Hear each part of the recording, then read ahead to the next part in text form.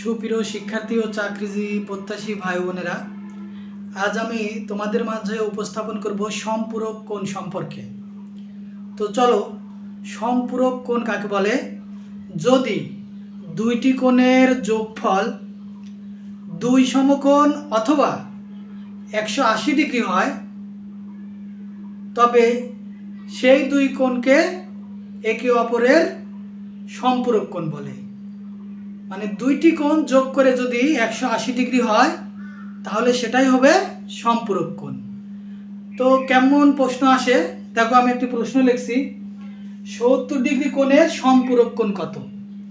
তাহলে আমাদের দুইটি কোণের যোগফল হবে 180 ডিগ্রি।